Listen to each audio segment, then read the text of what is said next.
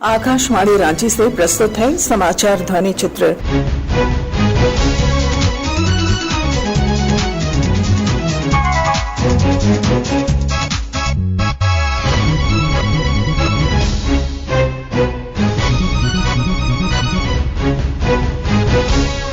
इस अंक में राष्ट्रीय एनीमिया उन्मूलन अभियान, योगदा सत्संग विद्यालय का लोकार्पण और श्रावणी मेला। प्रधानमंत्री नरेंद्र मोदी ने वीडियो कॉन्फ्रेंसिंग के जरिए 1 जुलाई को राष्ट्रीय सिकल सेल एनीमिया उन्मूलन अभियान की शुरुआत की। देश के 17 राज्यों के 278 जिलों में इस अभियान के तहत बीमारी से बचाव और उपचार के संबंध में कार्य किए जा रहे हैं। पेश है राष्ट्रीय सिकल सेल एनीमिया उन्मूलन अभियान पर एक रिपोर्ट।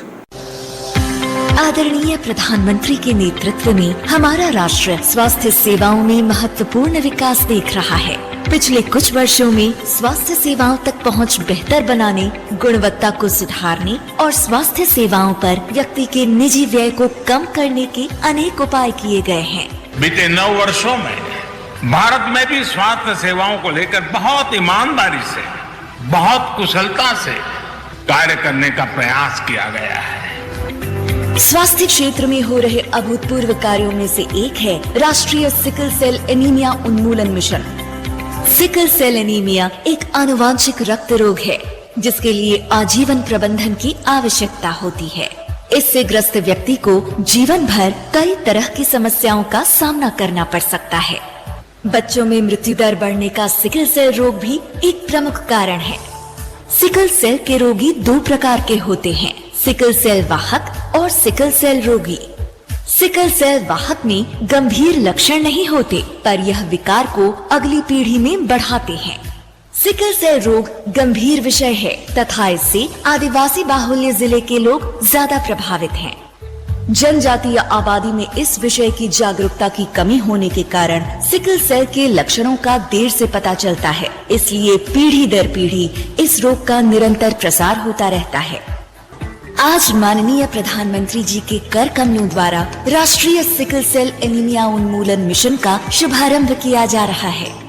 आइए हम सब मिलकर सिकल सेल एनीमिया उन्मूलन मिशन को एक जन आंदोलन बनाने में योगदान दें।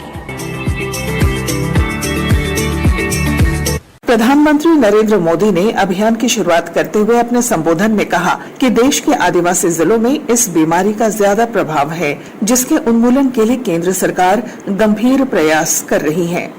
सिकल सेल एनीमिया मुक्ति मिशन एक बहुत बड़े अभियान की शुरुआत हो रही है।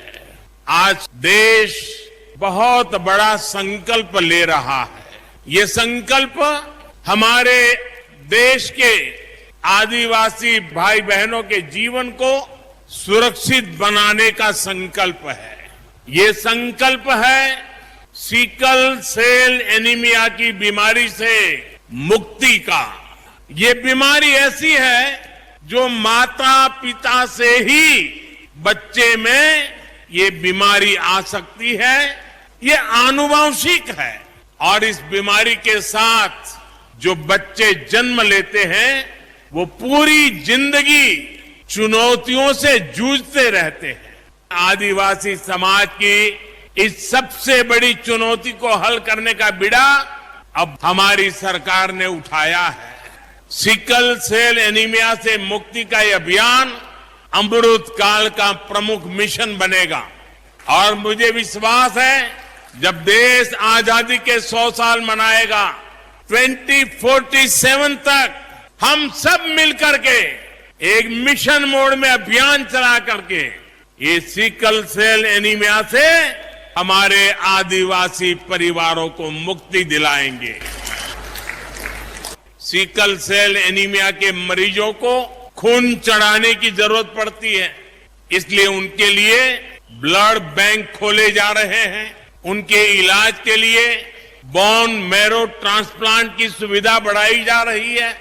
बिना किसी बाहरी लक्षण के भी कोई भी सिकल सेल का कैरियर हो सकता है, इसलिए जांच कराना, स्क्रीनिंग कराना बहुत आवश्यक है।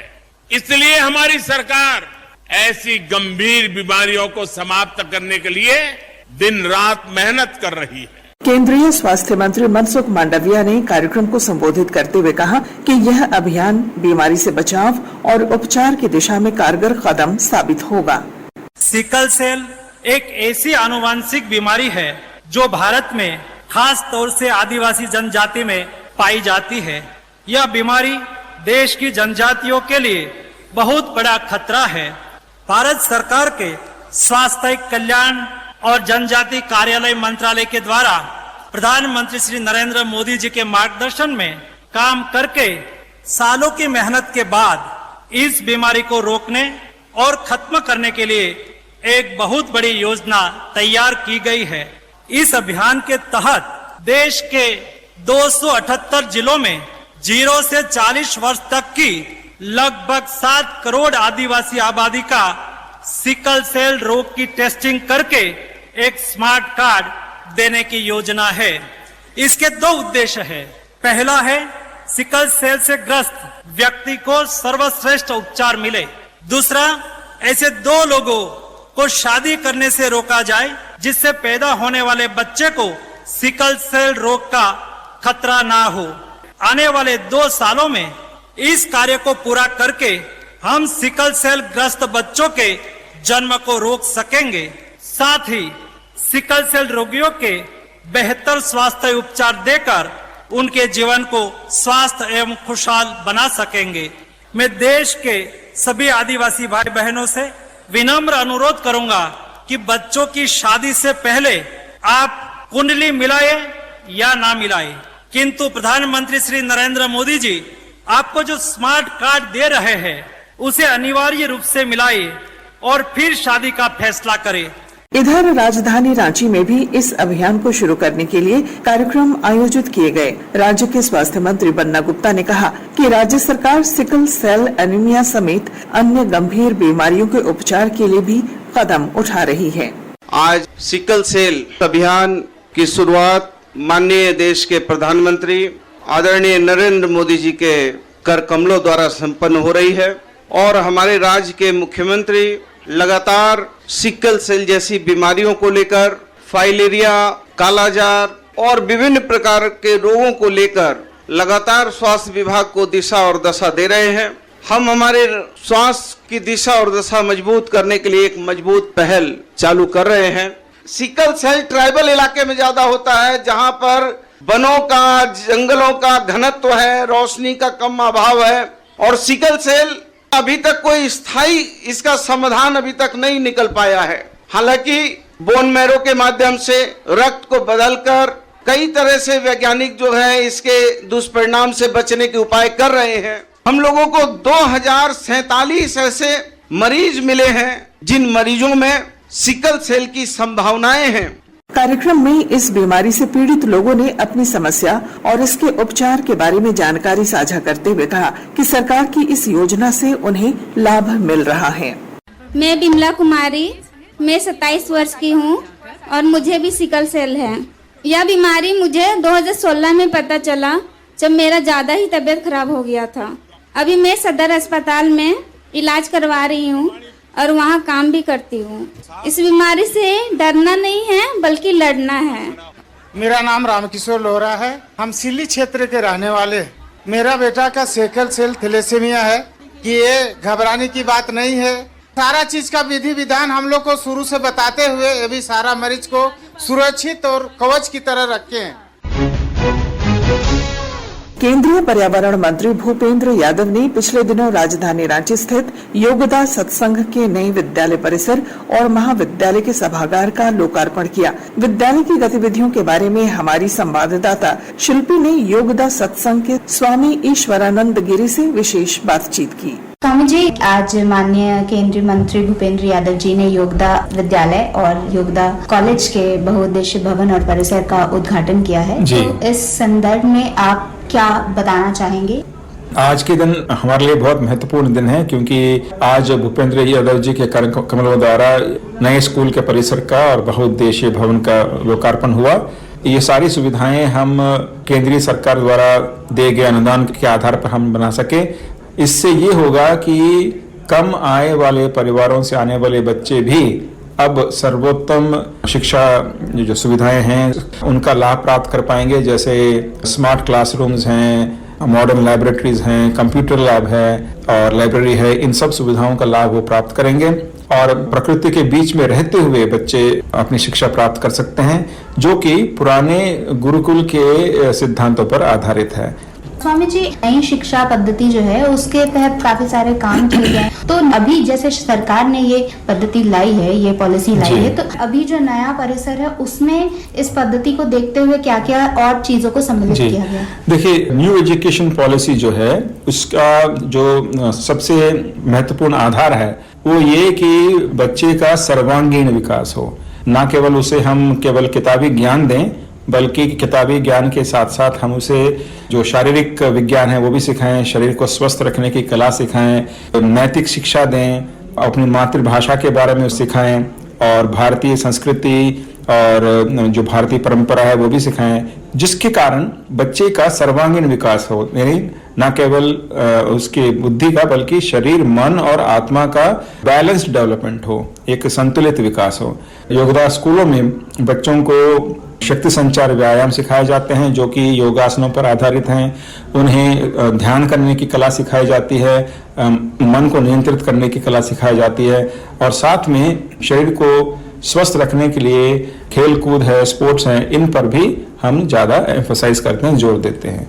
स्वामी जी, एक आखिरी सवाल कि यहाँ के बच्चों के लिए क्या विशेष बात रहेगी? सारी जो सुविधाएं हैं ये रांची और झारखंड के बच्चों के लिए ही है और झारखंड ही नहीं बल्कि पूरे देश के सबसे अच्छे स्कूलों में जो सुविधाएं अवेलेबल हैं, उपलब्ध हैं, उसकी बराबरी कर सकते हैं। जी स्वामी जी, इसके अलावा आप ऐसी भी कोई योजना या फिर ऐसी कोई स्कीम भी शुरू करना चाहते हैं जिसमें कुछ मेधावी बच्चे, मतलब गरीब परिवारों से आते हैं जिनको उपलब्धि या फिर उनको कुछ ऐसी बिल्कुल ये हाँ ये अभी नहीं, कई सालों से हमारे पास ये स्कॉलरशिप स्कीम्स हैं जिसमें हम मेरिट कम मीन्स बेसिस पर, यानी जो बच्चे एग्जाम में अच्छा करते हैं और जिनकी आमदनी कम है, इस तरह से हम मेरिटोरियस बच्चों को सेलेक्ट करते हैं और अगर वे प्रोफेशनल कोर्सेज करना चाहते हैं जैसे इंजीनियरिंग है, मेडिसिन है, नर्सिंग है, पॉलिटेक्निक है, तो इन सब प्रोफेशनल कोर्सेज में उसका सारा फीस सब हम पे करते हैं स्कॉलरशिप के रूप में। धन्यवाद स्वामी जी। धन्यवाद। राज्य में 4 जुलाई से 2 महीने तक चलने वाला श्रावणी मेला शुरू हो गया है। बोल बम के नारों के साथ बाबा बैद्यनाथ धाम और बासुकीनाथ धाम समेत राज्य के विभिन्न शिव मंदिरों में श्रद्धालुओं द्वारा पूजा अर्चना की जा रही है।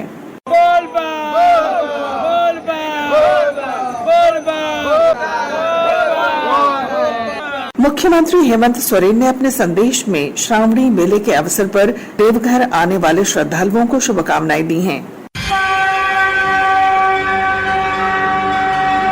जोहार, सावन आ चुका है, श्रावणी मेला भी प्रारंभ हो चुका है। झारखंड की इस देवभूमि पर, बाबा नगरी पर दुनिया भर के सभी श्रद्धालुओं का झारखंड स्वागत करता है, झारखंड सरकार आपका स्वागत करता है। हर साल की भांति इस बार भी हम सभी इस महापर्व को धूमधाम से मनाएं, संपन्न करें। सभी कांवरियों को बेहतर से बेहतर सुविधा कैसे मिले, इसका पुख्ता इंतजाम बाबा नगरी पर हम लोगों ने किया हुआ है।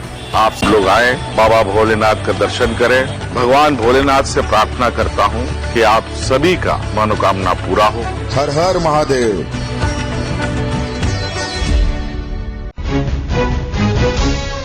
इसके साथ ही आकाशवाणी रांची से समाचार ध्वनि चित्र का आज का संस्करण समाप्त हुआ। हर शनिवार ये कार्यक्रम रात्रि 7:45 बजे समाचार एकांश द्वारा प्रस्तुत किया जाता है। संपादक शिल्पी, प्रस्तुतकर्ता अरविंद कुमार और प्रवक्ता पूनम करकेट्टा।